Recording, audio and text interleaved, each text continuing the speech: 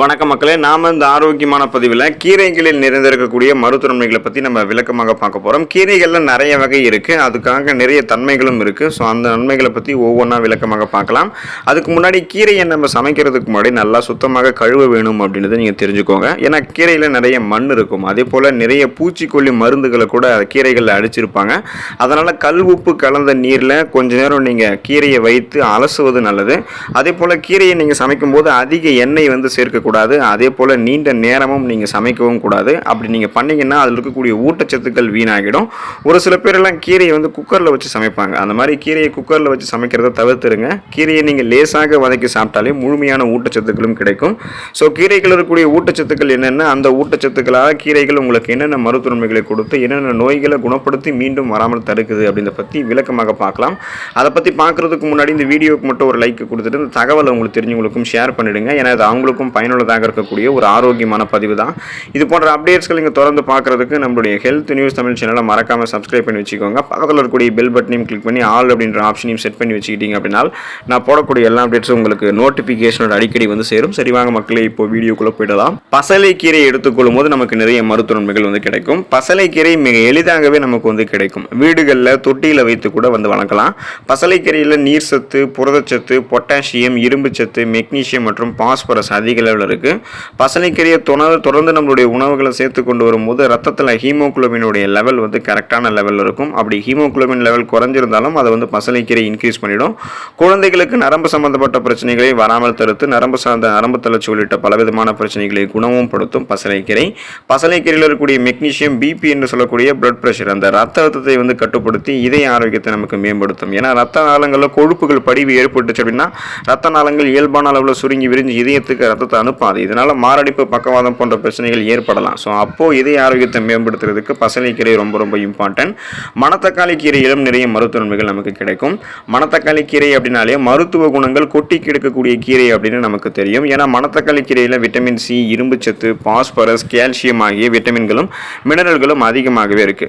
இந்த மணத்தக்காளி கீரையை உணவுகளை சேர்த்துக் கொள்ளும் போது தொண்டையில் ஏற்படக்கூடிய வலி மற்றும் வீக்கம், அந்த இன்ஃபெக்ஷன்ஸ் எல்லாத்தையுமே சரி பண்ணிக்கலாம். வாய்ப்புண், குடலில் ஏற்படக்கூடிய புண்கள் அதையும் நம்ம சரி பண்ணிக்கலாம். சிறுநீரகங்களில் உப்பு படிந்து கற்களாக உருவாவதான் இந்த நம்ம எடுத்துக்கொள்ளக்கூடிய இந்த மணத்தக்காளி கீரை நமக்கு சரி பண்ணிடும். ஸோ கிட்னி ஸ்டோன்ஸ் எல்லாம் உருவாக முன்னாடி தடுத்துக்கலாம். அந்த கிட்னி ஸ்டோன்ஸ் உருவாகி இருந்தாலும் அதை கியூர் பண்ணிக்கலாம்.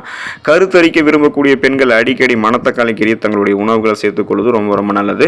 புதினா கீரையிலையும் நமக்கு நிறைய மருத்துவ நன்மைகள் இருக்கு. ஏன்னா புதினா என்றாலே அது வாசனைக்காக மட்டும்தான் பயன்படுத்தக்கூடிய கீரை அப்படின்னு நினைச்சிட்டு அதை நம்ம பயன்படுத்திட்டு இருந்திருப்போம்.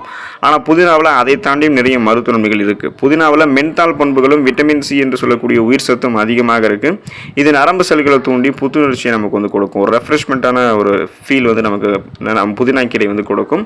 இருமல், ஆஸ்துமா உள்ளிட்ட சுவாச கோளாறுகள் தொடர்பான பிரச்சனைகளுக்கும், வயிற்று வலி, ஜீரண கோளாறு உள்ளிட்டவைகளுக்கும், குறிப்பாக மாதவிடாய் தொடர்பான வலியை குறைத்து அது சார்ந்த பிரச்சனைகளை சரி பண்ணுறதுக்கும், நம்மளுடைய உடலில் தேங்கியிருக்கக்கூடிய தேவையில்லாத கொழுப்புகளை எரித்து உடல் எடையை ஆரோக்கியமான முறையில் கட்டுக்கோப்பான முறையில் வைத்துக் கொள்வதற்கும் புதினா கீரை உதவிகரமாக இருக்கும்.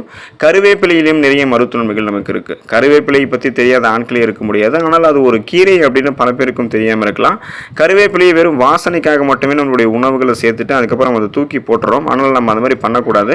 கருவேப்பிலை நிறைய உயிர் சத்தும் சுண்ணாம்பு சத்தும் இருக்கிறதால அதை நம்ம சாப்பிடக்கூடிய சாப்பாட்டோட மென்று விழுங்கி சாப்பிட்டது நல்லது.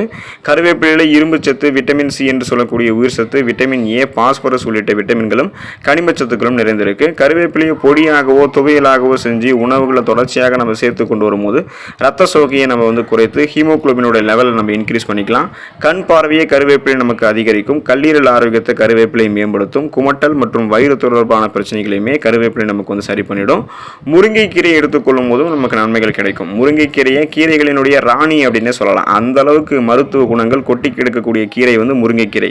எளிமையாக சொல்ல போனால் உச்சம் தலை முதல் உள்ளங்கால் வரைக்கும் அத்தனை பிரச்சனைகளையுமே முருங்கைக்கீரை தீர்க்கக்கூடியதாக இருக்கு. முருங்கைக்கீரையில் இருக்கக்கூடிய விட்டமின் சி, அந்த உயிர் சத்து உடலினுடைய இம்யூன் பவரை இன்க்ரீஸ் பண்ணுது. அதாவது நோய் எதிர்ப்பு மண்டலம், அந்த இம்யூன் சிஸ்டத்தை நமக்கு ஸ்ட்ராங் பண்ணுது. இரும்பு சத்து அனீமியாவை குறைத்து ஹீமோகுளோபினுடைய லெவலை நமக்கு ரத்த சர்க்கரையினுடைய அளவை நமக்கு வந்து கட்டுப்படுத்தும். உடலில் இருக்கக்கூடிய கெட்ட கொழுப்புகள், அந்த கெட்ட கொழுப்புகளை முருங்கைக்கீரை வந்து குறைச்சிரும். ஆஸ்துமா உள்ளிட்ட சுவாசம் தொடர்பான பிரச்சனைகளையும் கல்லீரல் சார்ந்த பிரச்சனைகளையுமே நமக்கு முருங்கைக்கீரை வராமல் தடுத்து குணமும் படுத்தி கொடுக்கும்.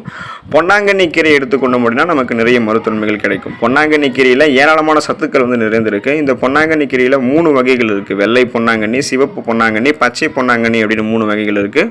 பொன்னாங்கண்ணி கீரையை உணவுகளை சேர்த்துக்கொண்டோம் அப்படின்னா பகலிலும் நட்சத்திரங்களை பார்க்கலாம் அப்படின்னு சொல்லுவாங்க. வாய்ப்புண், வாய் துர்நாற்றம் உள்ளிட்டவைகள் எல்லாம் பொன்னாங்கண்ணி கீரை சரி பண்ணிடும். கண் பார்வை மங்குதல், கண் எரிச்சல் உள்ளிட்ட பிரச்சனைகளையுமே நமக்கு பொன்னாங்கண்ணி கீரை சரி பண்ணி கண் பார்வையை கூர்மையாக்கும். அதோடு உடலில் இருக்கக்கூடிய கெட்ட கொலஸ்ட்ரால்களையுமே நமக்கு பொன்னாங்கண்ணி கீரை குறித்து உடல் எடையை கட்டுக்குள்ளே கொண்டு வரும்.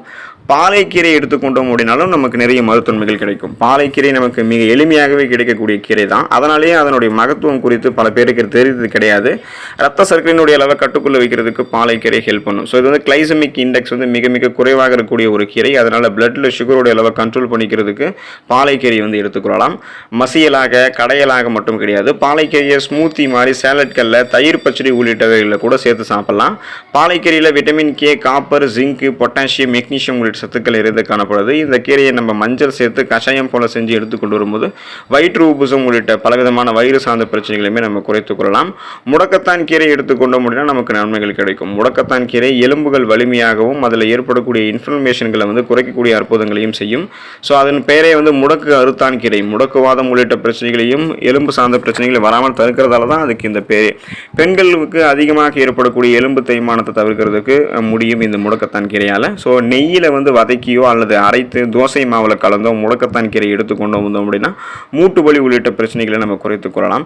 வெந்தயக்கீரை நம்ம எடுத்துக்கொள்ளும் போது நமக்கு எலும்புகள் வந்து குறிப்பாக வந்து பார்த்தோம் அப்படின்னா வெந்தயக்கீரை நமக்கு நிறைய மருத்துவமையை கொடுக்கும். வெந்தய விதைகளை எடுக்கும்போது நம்மளுடைய உடலில் என்னென்ன மாற்றங்கள் நடக்குதோ அந்த நன்மைகள் எல்லாமே வெந்தயக்கீரையை நம்ம சாப்பிட்டாலுமே நமக்கு நடக்கும். வெந்தயக்கீரை ரத்த சர்க்கரையினுடைய அளவை கட்டுக்குள்ள வைக்கிறதுக்கு உதவி செய்யும். அதோடு உடலில் கெட்ட கொலஸ்ட்ரால்களையுமே குறைக்கும். இன்சுலின் சென்சிட்டிவிட்டியை நமக்கு வெந்தயக்கீரை தூண்டும். கண் சம்பந்தமான பிரச்சனைகளை தீர்க்கிறதோடு இந்த வெந்தயக்கீரையில் இருக்கக்கூடிய நார்சத்து மலச்சிக்கல் ஏற்படாமலும் நமக்கு வந்து தடுக்கும். மலச்சிக்கலை குணமும் படுத்தும். சிறுகீரை நம்ம எடுத்துக்கொண்டோம் அப்படின்னாலும் நமக்கு நிறைய மருத்துவமைகள் கிடைக்கும். சிறுகீரை அற்புதங்கள் கொட்டி கிடக்கக்கூடிய ஒரு கீரை அப்படின்னு சொல்லலாம். சிறுகீரையில் vitamin A, vitamin B, vitamin C ஆகிய விட்டமின்களும் இரும்புச்சத்து, பொட்டாசியம், மெக்னீசியம், மேங்கனீஸ் உள்ளிட்ட கனிமச்சத்துக்களும் அதிகமாக இருக்குது. கண் சம்பந்தப்பட்ட பிரச்சனைகளை சிறுகீரை தீர்க்கும். தொடர்ந்து சிறுகீரையை உணவுகளை சேர்ப்பதன் மூலமாக கண்புரை உள்ளிட்ட கண்கள் சார்ந்த பலவிதமான நோய்கள் ஏற்படுவது தடுக்கப்பட்டு கண் பார்வை கூர்மையாக இருக்கும். எலும்புகள் மற்றும் நரம்புகளை நமக்கு இந்த சிறுகீரை வந்து மேம்படுத்துவதோடு நரம்புகளை வந்து வலுப்படுத்தும், எலும்புகளையும் வலுப்படுத்தும். எந்த விதமான நரம்பு சார்ந்த எலும்பு சார்ந்த பிரச்சனையும் இல்லாமல் நலமோடு இருக்கலாம். இதய ஆரோக்கியத்தையும் நமக்கு வந்து சிறுகீரை மேம்படுத்தும். ஸோ இந்த கீரையை நம்ம தொடர்ந்து சுழற்சி அடிப்படையில் தினந்தோறும் அல்லது வாரத்தில் ஒரு தடவையாவது மாற்றி மாற்றி வேறு கீரையை வந்து சாப்பிடலாம்.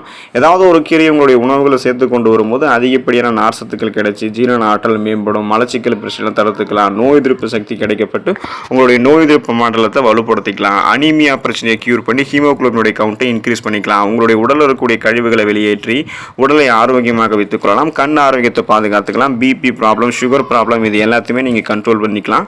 ஸோ கீரைகள் இந்த அளவுக்கு உங்களுக்கு வந்து நன்மைகளை கொடுக்கக்கூடியதாக இருக்குது. அதனால் தொடர்ந்து கீரைகள் உங்களுடைய உணவுகளை சேர்த்துக்கொண்டு அதில் இருக்கக்கூடிய நன்மைகளை பெற்று நலமோடு வாழக்கூடிய வாய்ப்பை பெறுங்க. அடுத்த ஆரோக்கியமான பதிவில் மறக்காமல் சந்திப்போம். நன்றி மக்களே.